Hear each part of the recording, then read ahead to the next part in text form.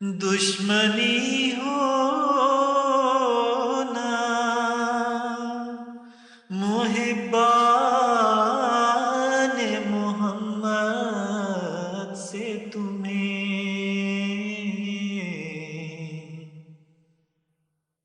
दुश्मनी हो ना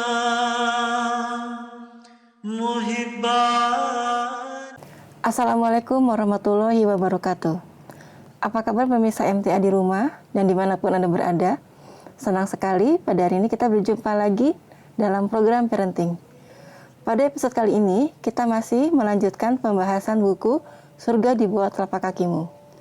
Untuk informasi, buku ini diterbitkan oleh Lasna Himayallah USA yang alhamdulillah telah diterjemahkan oleh pengurus Pusat Lasna Himayallah Indonesia dan tadi didistribusikan ke 43 daerah di Indonesia. Sebelum membahas buku ini, saya ingin menyapa narasumber kita, Sadr Lasna Himayallah Indonesia, Ibu Dr. Siti Aisyah Bakri, MPD. Assalamualaikum warahmatullahi wabarakatuh, Bu Sadr. Waalaikumsalam warahmatullahi wabarakatuh. Mudah-mudahan Ibu selalu sehat. Alhamdulillah. Baik, pada kesempatan kali ini kita sudah masuk ke bab 6, Bu. Ya. Dari buku ini tentang usia menengah, sekolah menengah atas. Nah, dalam bab ini apa Bu yang akan disampaikan? Iya, baik. Terima kasih Ibu Ami.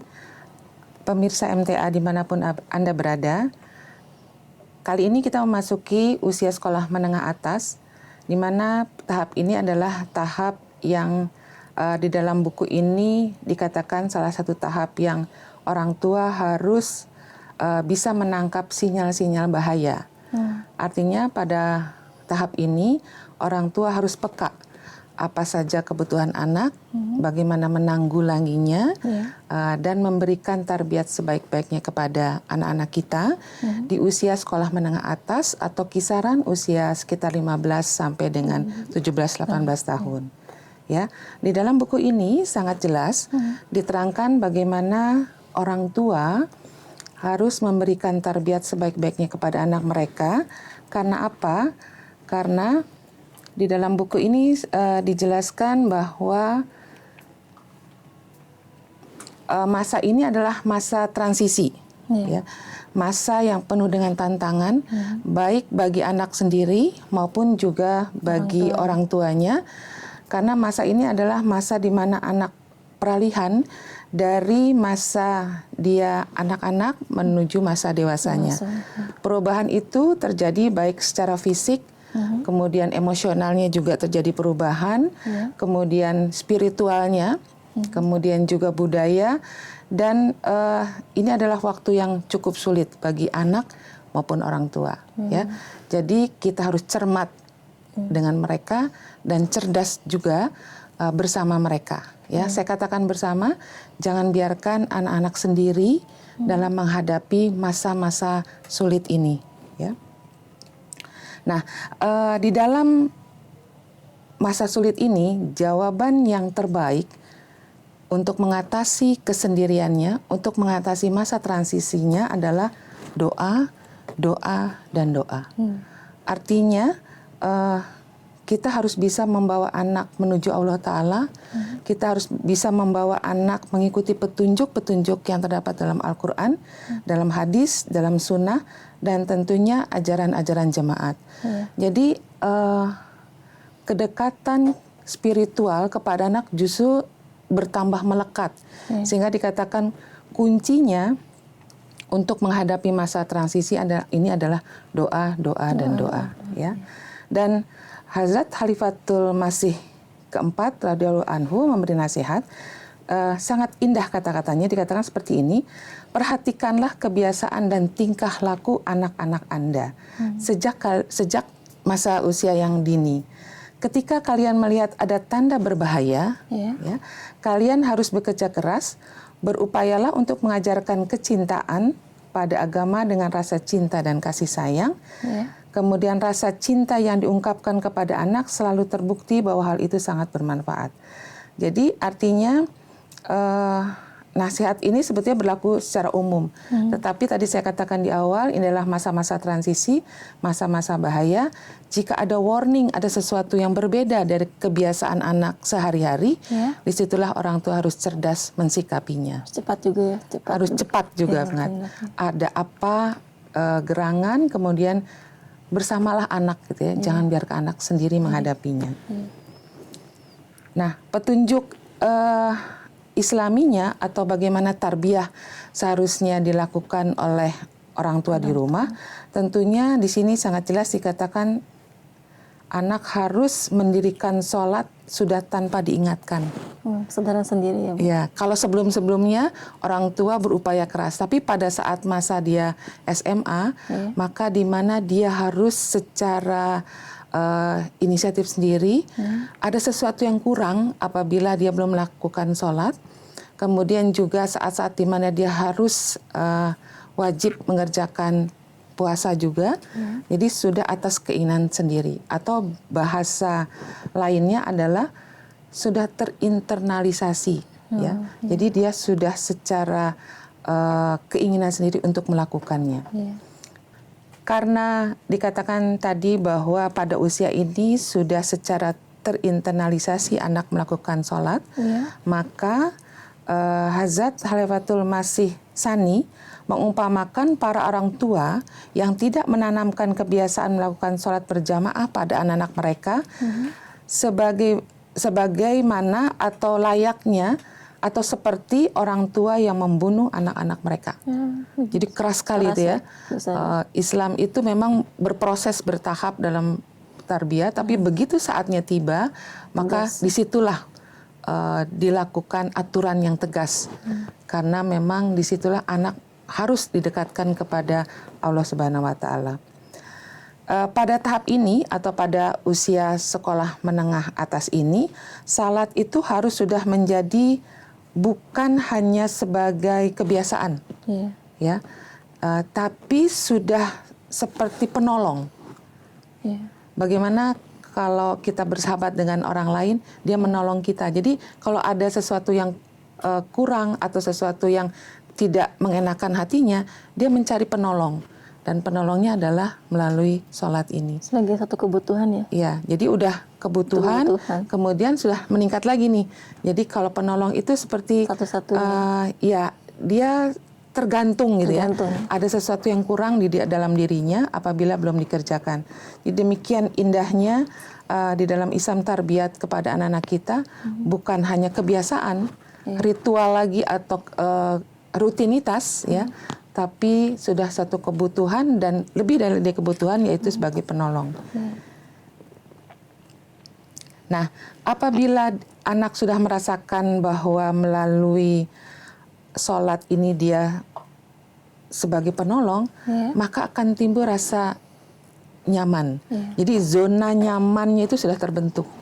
Ya, di dalam pendidikan kalau sesuatu posisi anak sudah berada dalam zona nyaman, maka dia akan terus melakukan pengulangan-pengulangan. Ya, jadi sudah tidak lagi diminta, sudah tidak lagi disuruh, karena dia sudah merasa berada dalam zona nyamannya itu.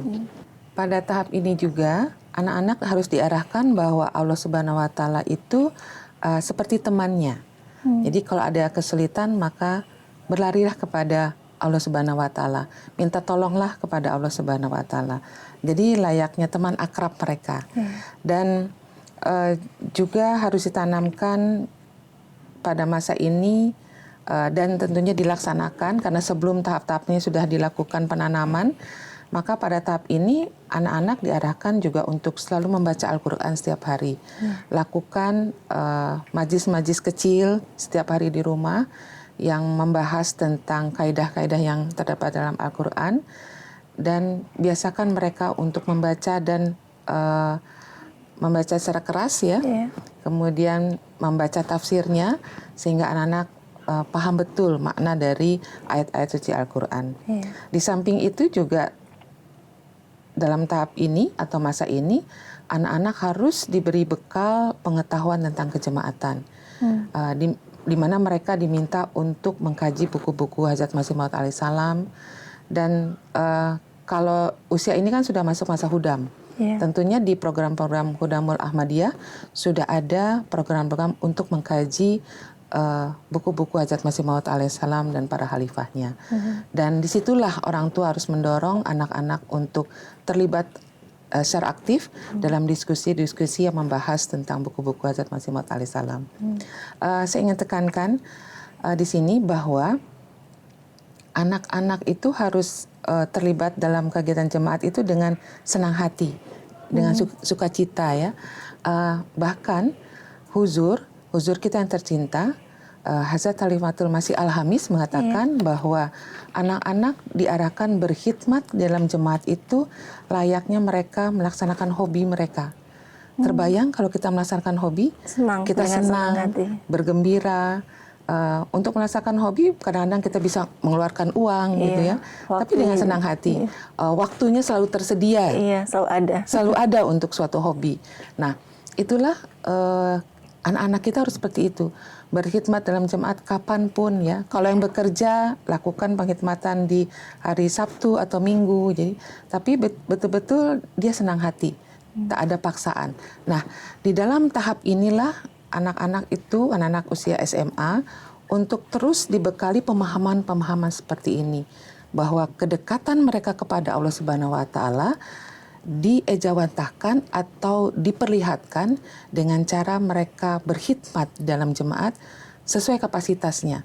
Dia bisa apa, memiliki kemampuan apa, lakukan untuk jemaat. Ya, itu sangat penting untuk saat-saat genting ini supaya mereka selamat. Kemudian setelah membahas kita tentang sholat, sekarang masuk ke masa berpuasa di bulan suci Ramadan. Hazrat Khalifatul Masih Rabi menyampaikan bahwa pada usia 16 tahun, doronglah mereka untuk berpuasa selama 2 minggu. 2 minggu dulu ya? 2 minggu dulu. Jadi tahapannya seperti itu. 17 tahun, 3 minggu. Kemudian pada saat usia 18 tahun, baru setiap hari berpuasa secara penuh. Ini adalah proses yang sangat efektif ya, di mana anak tidak secara tiba-tiba tapi berproses. Dia tahu dulu apa itu berpuasa, dia tahu dulu bagaimana manfaat puasa, kemudian dia tahu dulu bagaimana sekelilingnya melakukan puasa dengan rasa yang senang, bergembira, tidak menjadi suatu beban. Apabila itu sudah tertanam pada dirinya, maka penglihatan dia terhadap sekitar itulah yang akan memberikan bekal kepada dia bahwa saya harus berpuasa. Gitu, untuk melakukan sampai usia 18 tahun setiap hari. Inilah ajaran jemaat yang betul. Jadi bukan dari kecil lalu dipaksakan. Dia belum tahu maknanya, dia belum tahu hikmahnya. Nah, itu tidak tertanam, tidak terinternalisasi. Tapi kalau dilakukan pemaknaan dengan lebih mendalam, maka itulah proses tarbiyah yang sesungguhnya. Kemudian yang berikutnya setelah Ramadan adalah memelihara hubungan dengan para khalifah dan jemaat.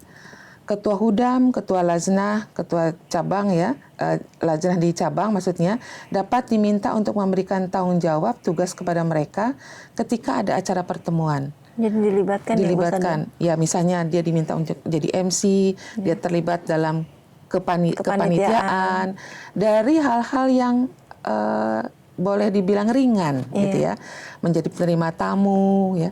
Apabila itu dia sudah merasa, wah ternyata terlibat dalam jemaat ini begitu hikmahnya, begitu bersenangnya ya, maka dia akan terus menerus dan itu tertanam sampai dia merasa saya sudah terikat dalam jemaat ini dengan nizam tali khilafah ini. Ya, jadi sangat penting mereka dilibatkan. Nah, orang tua juga harus teguh dalam mempertahankan bahwa menghadiri kegiatan jemaat harus diutamakan daripada kegiatan lain yang tidak perlu. Ya, jadi orang tua harus memberikan pengertian bahwa apabila ada 2 kegiatan bersamaan, anak harus bisa memilih, anak harus bisa mengidentifikasi. Kalau ikut dalam kegiatan kejemaatan, maka hikmah manfaat yang dia berikan, yang dia terima adalah apa? Sedangkan dalam kegiatan yang tidak sepatutnya, dia tidak akan mendapatkan apa-apa. Nah, di proses inilah proses mengidentifikasi kegiatan sesuai kebutuhan itu sudah bisa dia lakukan. Karena anak adalah seorang penganalisa yang ulung ya, walaupun usia anak-anak itu sampai 18 tahun masih dikatakan usia anak-anak. Jadi diarahkan anak untuk berpikir kritis, untuk bisa mengidentifikasi, kemudian harus bisa menentukan bahwa saya harus ikut kegiatan jemaat saja, dibandingkan saya ikut kegiatan yang tidak sepatutnya. Gitu ya. Prioritas ya Bu? Sudah bisa, sudah harus bisa menentukan prioritasnya. Kemudian juga doronglah anak-anak kita senantiasa untuk menulis surat kepada huzur seminggu sekali atau sebulan sekali. Ini adalah ikatan rohani dengan khalifahnya, ya, di mana huzur juga sangat menghargai surat-surat yang datang kepada beliau. Betul. Pernah ada suatu cerita, ada seorang staf beliau yang mungkin membawa surat itu tidak sepatutnya, huzur menegurnya.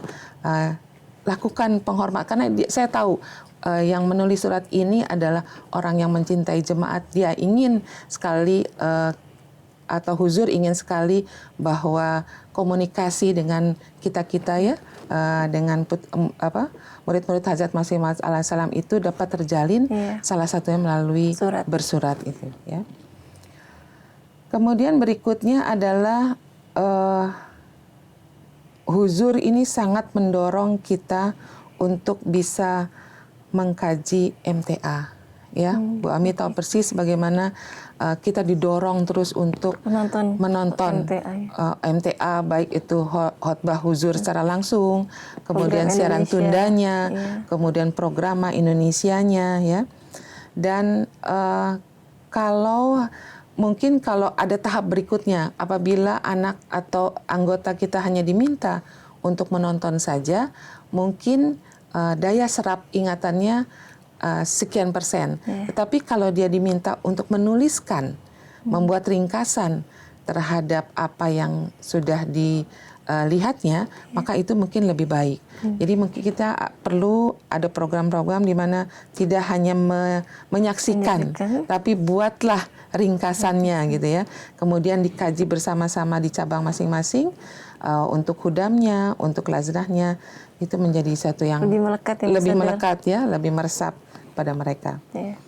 Kemudian yang berikutnya tentunya pengorbanan. Pengorbanan di jalan harta ya. Mereka harus diingatkan. Huzur juga sangat mendorong pelajar, mahasiswa untuk ikut gerakan Al-Wasiyat semata-mata untuk menyelamatkan diri mereka sendiri ya. Supaya mereka terikat kepada nizam jemaat ini. Kemudian yang selanjutnya adalah berikan pengertian kepada anak-anak tentang sopan santun.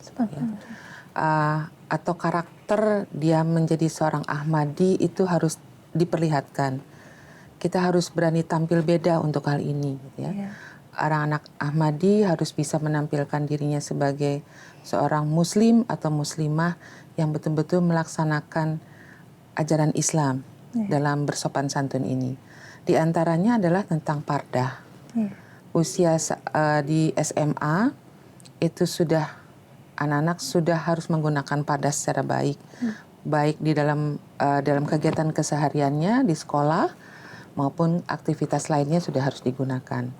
Kemudian untuk anak laki-laki juga dia harus diberi pengertian bahwa untuk berinteraksi dengan lawan jenisnya itu harus betul-betul ada batasannya ya. Jadi mereka tahu dalam Islam itu memang diberlakukan adanya aturan tentang pembatasan antara lawan jenis. Selanjutnya bagaimana penerapan dalam kehidupan sehari-hari. Anak usia yang masa transisi ini tentunya memerlukan wadah atau tempat di mana dia merasa nyaman. Dan tempat yang paling nyaman adalah di dalam keluarga. Jadi anak tidak mencari kebahagiaan di tempat lain. Karena dia sudah menemukan kebahagiaan, kenyamanan itu di dalam rumahnya. Ya. Hazrat Khalifatul Masih Rabi menyampaikan bahwa untuk bisa menciptakan anak-anak yang memiliki sopan santun yang baik itu diperlukan lingkungan rumah yang layak dan menyenangkan. Ya, saya bacakan. Dan itu harus menjadi keinginan abadi dari pria, anak laki-laki dan anak perempuan untuk pulang ke rumah untuk menemukan kedamaian. Kemudian mereka harus saling mencintai, menunjukkan kasih sayang dan kesenangan yang mereka temukan di dalam rumah. Seharusnya membuat malu hiburan di luar. Jadi artinya beliau menegaskan tidak perlu mencari hiburan-hiburan yang tidak sepatutnya yang berada di luar. Karena kenyamanan sesungguhnya yang hakiki itu sudah ada di rumah mereka. Ini sangat jelas ya. Sekarang ini banyak sekali anak-anak yang mencari kedamaian di luar dengan narkoba, dengan pergaulan bebas. Karena memang di dalam rumahnya dia tidak temukan keharmonisan, kebahagiaan, dan kenyamanan yang sesungguhnya sangat dia butuhkan.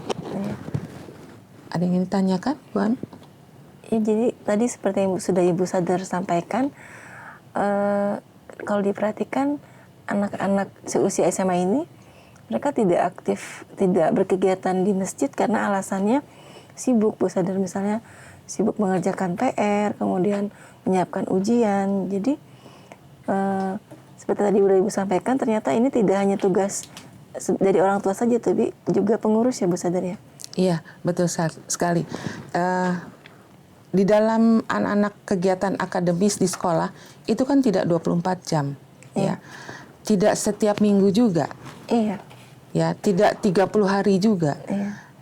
Nah, disitulah diperlukan manajemen waktu yang dilatihkan kepada anak-anak, kapan saatnya dia harus terlibat dalam kegiatan jemaat yang menjadi prioritas, kapan dia harus mengikuti kegiatan-kegiatan yang mendorong kompetensi akademiknya. Dan itu pasti bisa. Dan yang paling bisa menekankan itu adalah kedua orang tuanya. Nah, tetapi kedua orang tua itu dia tidak boleh berdiri sendiri. Dia harus kontak kepada pengurus Lajnah. Dia harus tahu kegiatan Lajnah untuk anak-anak seusia anaknya seperti apa. Demikian juga untuk anak-anak yang mempunyai anak laki-laki juga harus tahu kegiatan hudam itu seperti apa. Ada malam hudam, kemudian sekarang ini anak-anak terlibat dalam kegiatan AMSAU dan AMSA. Itu sangat banyak kegiatan. Sudah dilibatkan di SMA, sudah terus dilibatkan. Jadi artinya orang tua juga harus mencari tahu, ya, di mana, dan harus mengatakan bahwa berkegiatan dalam jemaat itu yang saya katakan seperti hobi. Kita mencari gitu ya, mencari, menemukan kebahagiaan dan menyenangkan gitu. Kayak seperti anak yang hobi naik gunung, kalau dia sudah ada keinginan apapun rintangannya, yang penting saya sampai ke puncaknya gitu. Sampai ke gunung aja dia akan lakukan gitu. Dengan bersusah payah, tidur di tenda. Itu kan karena semata-mata karena hobinya. Itulah harus dicari dengan jemaat. Ya, keinginan kuat untuk bisa terus terlibat dalam kegiatan jemaat. Nah, jadi itu ya Bu Ami ya. Jadi tidak boleh orang tua itu sendiri. Dia harus berkontak dengan pengurus di tingkat cabang masing-masing. Nah, kemudian di buku ini juga dibahas bahwa karena anak itu masa transisi, maka terjadi perubahan-perubahan secara hormonal dalam diri anak. Ya, perubahan-perubahan secara fisik itu harus ditunjang juga oleh penanganan secara fisik. Misalnya diberikan nutrisi yang tepat, diberikan makanan-makanan yang menyehatkan, ya. Kemudian juga dia harus tidur dengan waktu yang tepat juga, ya. Untuk remaja itu tidurnya kurang lebih selama 9 jam lah ya, baru dia akan sehat. Kemudian dia juga harus berada dalam kelompoknya atau dalam teman-temannya itu yang sehat juga. Karena masa ini adalah masa yang sangat rentan terhadap lingkungan, maka orang tua juga harus tahu dengan siapa anaknya berkegiatan sosial ya. Sangat penting itu. Kalau anak-anak itu terlibat dengan anak-anak yang sehat, maka insya Allah ya kehidupan fisiknya juga akan sehat. Ya. Alhamdulillah Ibu Sadar, pembahasan bab 6 ini sudah kita bahas. Apakah ada yang mau disampaikan oleh Ibu Sadar untuk closingnya dalam bab ini? Baik. Untuk tahapan di usia sekolah menengah atas ini, orang tua harus melakukan komunikasi yang tepat kepada anak-anak dan melaksanakan disiplin secara optimal. Ya. Artinya dalam berkomunikasi dengan anak, orang tua harus menghargai mereka sebagai sosok individu yang terjadi perubahan menuju kedewasaannya.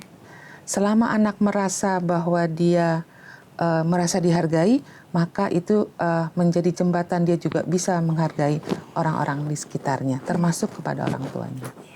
Jazakumullah Bu Sadar atas penjelasan bab 6-nya. Demikian pemirsa MTA dimanapun Anda berada. Pertemuan kita pada episode kali ini, insya Allah kita akan bertemu lagi untuk membahas materi selanjutnya. Saya dan kru MTA yang bertugas pamit undur diri. Assalamualaikum warahmatullahi wabarakatuh. Waalaikumsalam warahmatullahi wabarakatuh.